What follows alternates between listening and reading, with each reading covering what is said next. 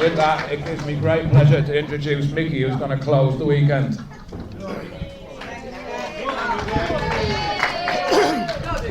I'm Mickey, I'm an addict.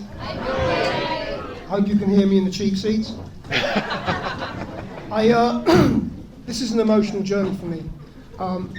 Not in a self-indulgent way, but I was 12-stepped here in Weston, and so sometimes when I do these chairs I get quite upset, in which case, I just man up and we carry on and you just ignore it. And that's so I cleaned up on the 11th of June 1981.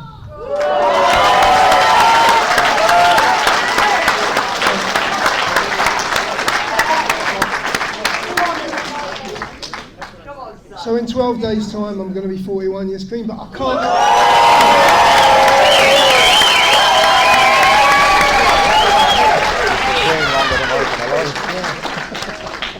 can't stand up for 41 years because there's no guarantee I'm going to make it.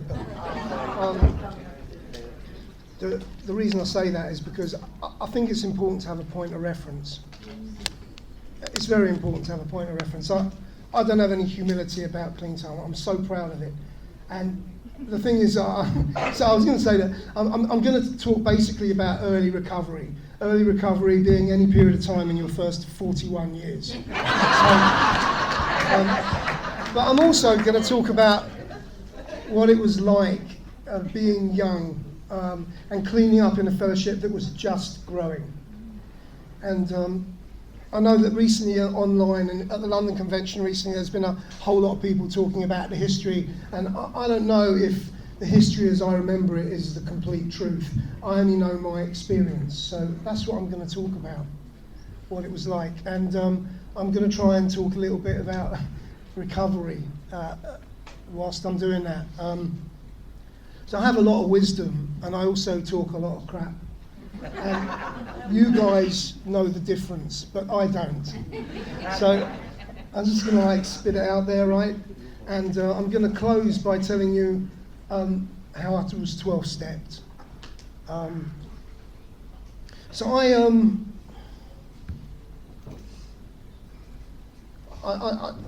when I came into recovery, I knew I was a drug addict. I was quite happy being a drug addict for most of my life. I was only not happy about it once I decided I needed to stop. And once I decided, the reason I decided I needed to stop was because I think I became the person I was quite scared of what I'd become.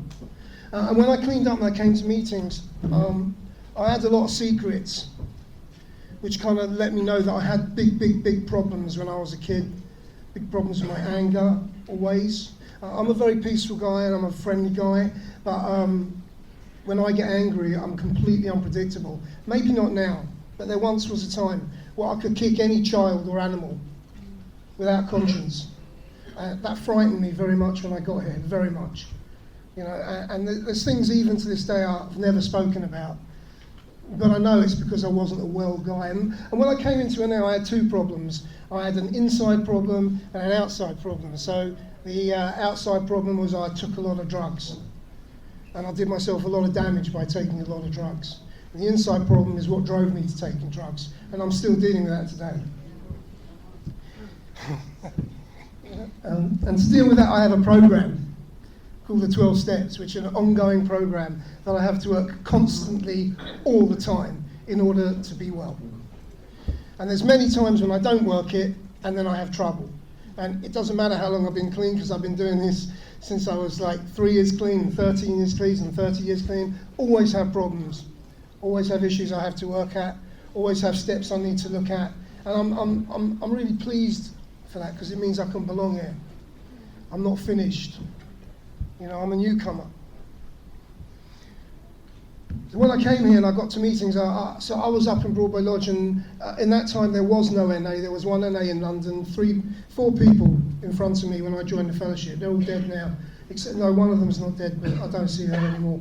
And they used to send us to AA meetings. I was the first drug addict they had in there, and they gave me a sponsor whose name was Alan. He's dead now. And I went to an AA meeting. He phoned me up. There was a phone box there, and he phoned me up afterwards. And he said to me, did you go to the meeting? I said, yeah. He goes, did you enjoy it? I said, no. He said, why? Were you there? It took me 20 years to get that. No, it's true. It's funny that the first things I ever heard are still relevant. I say that to my sponsees. The other thing he used to say to me, he used to say, don't take yourself too seriously, nobody else does. I say that to my sponsees as well now. And it's funny how that in my life, in many ways it's come full circle. Many of the things that I heard when I first came around that I didn't particularly like now have value. I never believed in defects. I never saw myself as a defective person. I would always say in meetings, if you call me defective, I'll believe you, and I don't want that in my life. But I'm willing to accept I have shortcomings. I've changed my mind now. No, I've got defects. Yeah. A few. And so when I came to meetings, I was like a lightly boiled. The thing about treatment, which is different from the program, is I realised this only when I left, that in treatment you get a faith bypass because you don't see this. Well, I only saw this when I started going to meetings. That's just the process. And so when I came to meetings, I didn't have a clue how unwell I was, how I'm supposed to. I didn't know what anxiety was. There was a whole lot of stuff that was completely alien to me. And I was like a lightly boiled egg, just held together with the skin and all running inside. And sometimes I think it's an absolute miracle that I made it to a length of clean time. Because I never believed that I was going to stay clean. And I'd go to meetings and I'd share, and I still didn't believe I was going to stay clean. I had no point of reference for recovery, because I'd never had recovery. So it's funny, but people in their early days always diss themselves and say, well, I haven't done this, I haven't got that. But in actual fact, the best program I ever had was in my first year, because I had blind faith. You know, I did what I was told. Fear stopped me using, because I knew I was ill. You know, so I went back down to London, and I started the first meeting here in, I think it was in Corpus Christi on Sunday. Yeah. It's never one person does anything in this fellowship. It's always a group. And I had a group of people, but when I got clean, I was so hungry for knowledge. I so wanted it. I started reading books, psychiatrists, everything. I took it in like I was so hungry for recovery. I really, really wanted it. And so I got involved in service the second I was out of there. So I started meeting here with a bunch of people, went back down to London, and we used to come up on Sunday night. 6-hour round drive in Sarah's Ford Escort. Right, she's still clean. The girl I used to come up with, and we go to any lengths. Not a problem. Didn't even consider it was worth it. Of course it was worth it. Of course it was worth it. It's my fellowship, where I belonged. Do you know what I mean? Our common welfare should come first. Personal recovery depends on inner unity. You know, you can read that, and there's a whole chapter on that. But very simply, that means if I want a clean world, stop dropping litter. Right? If I want this fellowship to be strong, I have to put in. Don't worry about what other people are doing. I got that from the very, very beginning. And the thing is, I come in here with no self-esteem at all. I didn't even know what self-esteem was. I didn't know it. I didn't know, right? And, you know, and I learned metaphors to describe in ways that I understood. That self-esteem is like slices of a cake. The more slices I have, the more healthy my self-esteem is. And I create slices by doing things.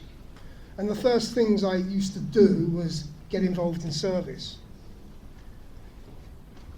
So I created a slice, then a slice from a job, a slice from a relationship, a slice from sponsorship, sponsee, all kinds of things I did in my life, created slices that created the sort of beginnings of self-esteem. It's funny because in AA they have an expression we don't use, which is, they used to say, you'd learn to love yourself. I never ever learned to love myself, ever. I've learned to accept that I don't like myself that much, so I kind of lowered my ceiling of expectation. With that, I get past it. You know, things, because My illness of addiction today, I think, is more about the incongruences of my personality. That I can wake up in the morning without any reason, want to kill myself, be depressed, be angry and irritable, for no reason whatsoever. And then someone will say something to me and I'll just snap out of it, just like that. Like it never happened. I find that quite strange, but I'm still like that. And I have steps which help me with that. When I got down to London, I started to start meetings, get involved in service, whatever. I mean, in those days, service was meetings, doing the tea, and then a bunch of us started. We had Americans visit us, and then Americans would tell us what we were doing wrong. Because, fair enough, they have a big fellowship out there long before we did. It's funny how this fellowship started. That the guy who started this fellowship is still alive, and his name's Sean, and he's in an AA, and he's only ever been to one NA meeting in his life, which was the first one, and he'll never go to another as long as he lives. And I still speak to him. And there used to be two guys in AA that used to talk about their addiction, and he didn't like it. So he went to Germany, got an NA starter pack, found a room, went to these two guys who were Dudley and Johnny, gave them the starter pack and said, "Start your own fucking fellowship." And this is absolutely true. I speak to him today. Right? He was there at the first meeting, he'll never go again. He says that he did that because he didn't want addicts watering down the AA message, and he's absolutely right. And I agree with that. And it's funny, it took me 3 years before I made the decision. I mean, you have to remember, NA was like 1-2 meetings a week or whatever, and it's funny because it's very much aligned with sort of step 3. Is that someone said to me, "You should make a decision. You should be one fellowship or the other." So I made the decision. I've never been to any other fellowship since then, any other meetings, and I'm not criticising anyone else. Really, I'm not. My sponsor is 25 years clean less than me. It's not about clean time. It's about willingness and open-mindedness and belonging. So these Americans, we used to print literature. We used to print the literature. There were two guys called Richard, both of them called Richard, and they had a factory which produced perfumes that they used to sell on the corner of Oxford Street. And when the police come along, they go, "Go, run, run, run." And we used to print the literature in their office. And then some American guys came and said, "You've got to have a license. You've got to buy it from World Service. Those are the rules." So we go, okay. So we sent 3 guys over to America to see how we were doing. Johnny, who's dead, Pete, who's dead, Brian, who's alive. Long time ago. And these guys, and that time there were like 4 or 5 meetings in London. Maybe it started in Bristol now. I didn't know, I wasn't around in Bristol, but the fellowship slowly was beginning to sort of ping up in places as people came, got clean, and they'd start meetings. And when these guys came back from America, we all met in the early risers meeting in Radnor Walk, in the basement of a church in Chelsea. There was 20 or 30 of us, which was a lot, right? And we'd sit there, and there would be a meeting, and after the meeting, these guys would sit in a chair, and we'd go, "Well?" And they go, and they went, "I remember this like it was yesterday." And the guy goes, "Listen, when you finish sharing, everyone goes, 'Thank you, Mickey.'" And we go, "No." And when you do the serenity prayer, you hold hands. And we go, "No." Because when NA started, we didn't have a real clue, right? We were all like in our early 20s, completely like batty. Everyone sleeping with everyone. Speak for yourselves. Of course it's different now, right? You're all so much more mature than No, but you had to deal with that. Because 2 weeks later, someone would be sleeping with someone else, and you had to deal with that in meetings. So there was benefit in that madness. They said, So during this time, you know, I think it took me a few years to get going with the steps. The steps to me meant what other people said they were.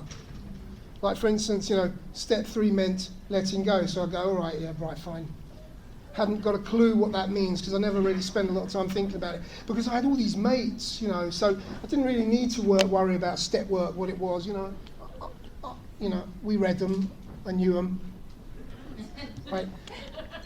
But over the period of time, it started to become important to me because I started to need the tools. Because initially I recovered on the backs of my friends and on the fun of being involved in a new batch of people, of friends, a new club.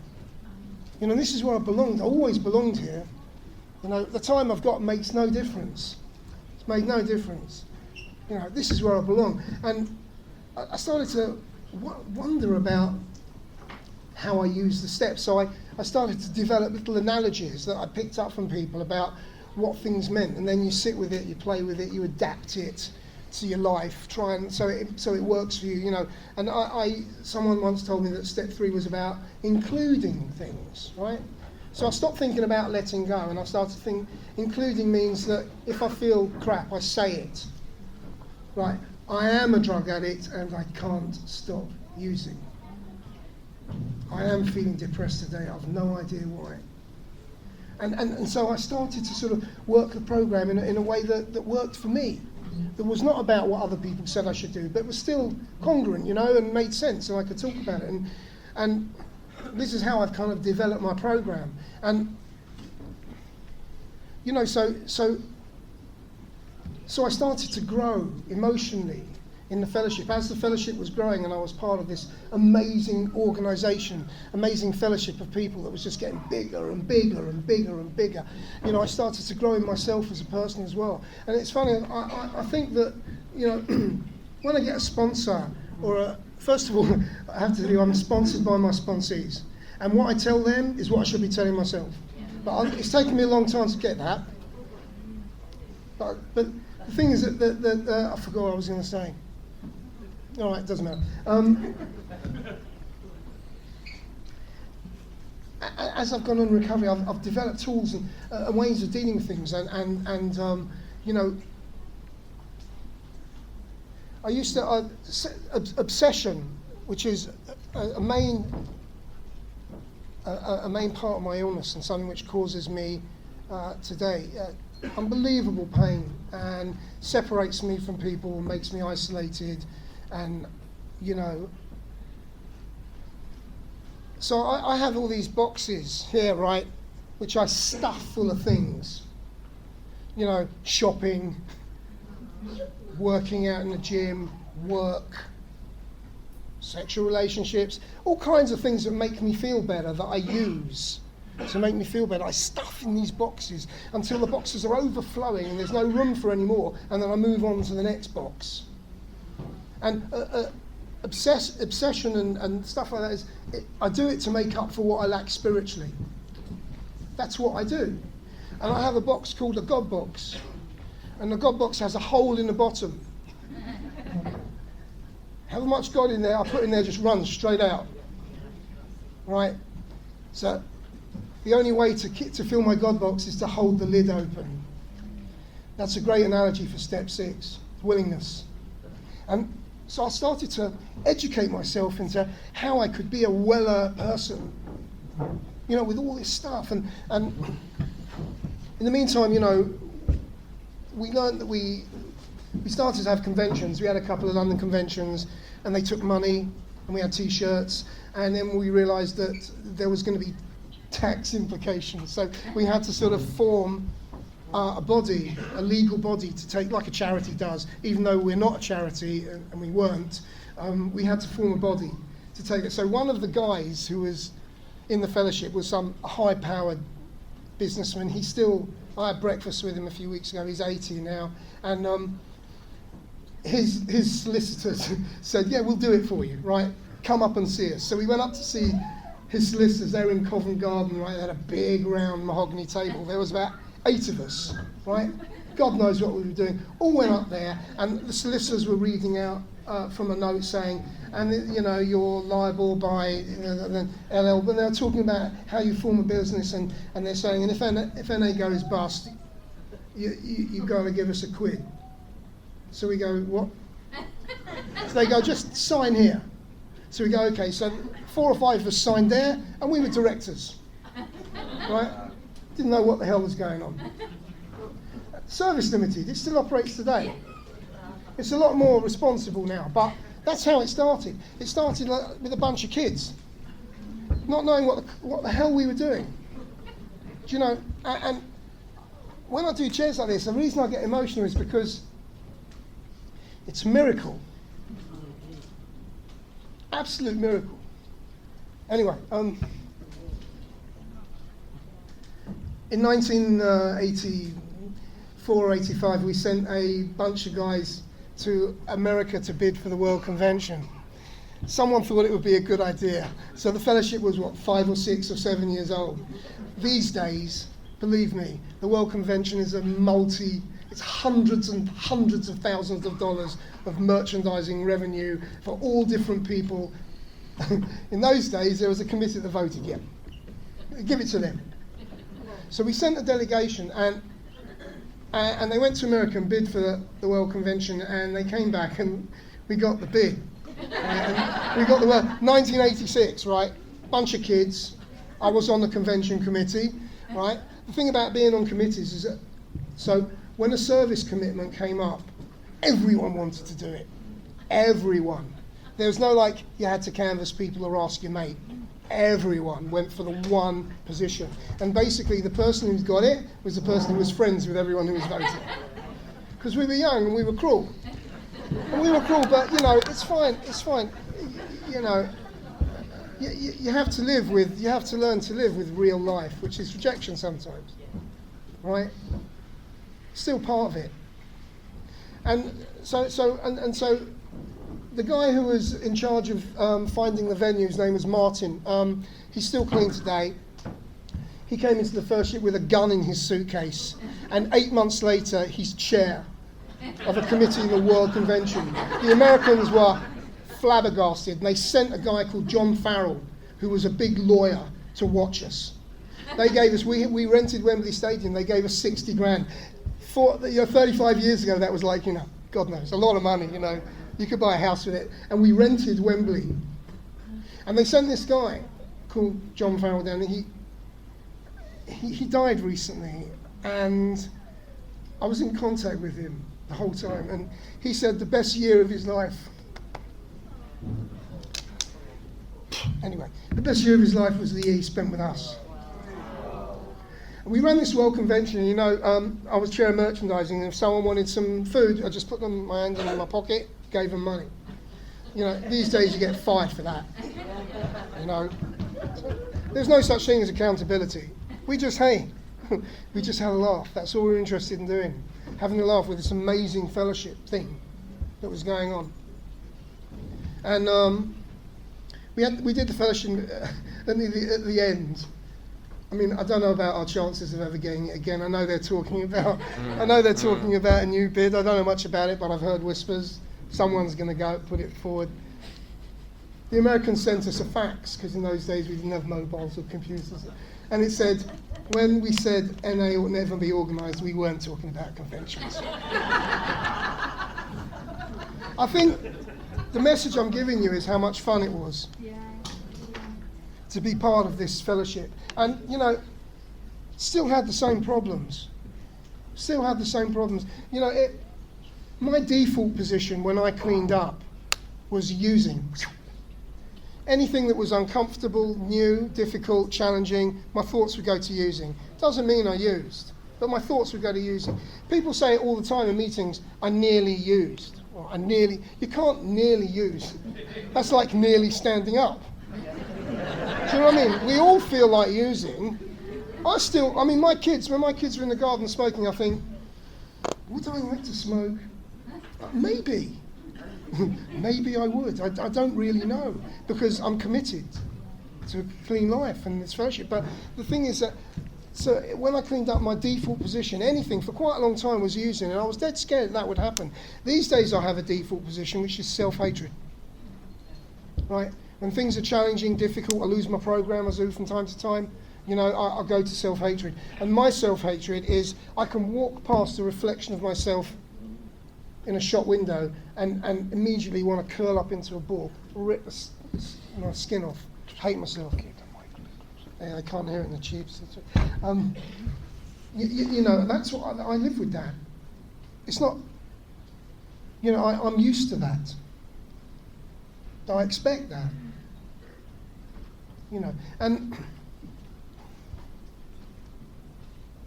I was going to, oh good, I've been talking for half an hour. I don't do very long chairs. I haven't got a lot of patience for listening to other people, and I'm not sure other people should have much patience for listening to me, but,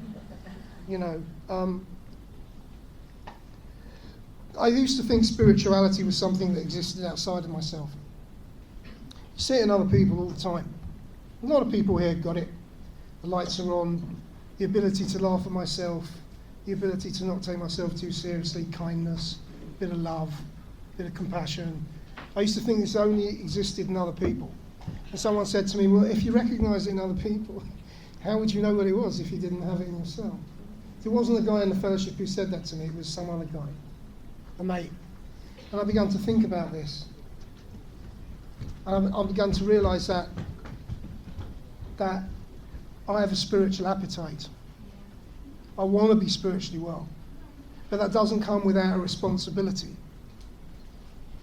So I have to find my own ways of keeping myself well, of feeding my spiritual appetite. And these days, when I lose my program, it's much worse than the last time. It's much more intense. I can do much more damage.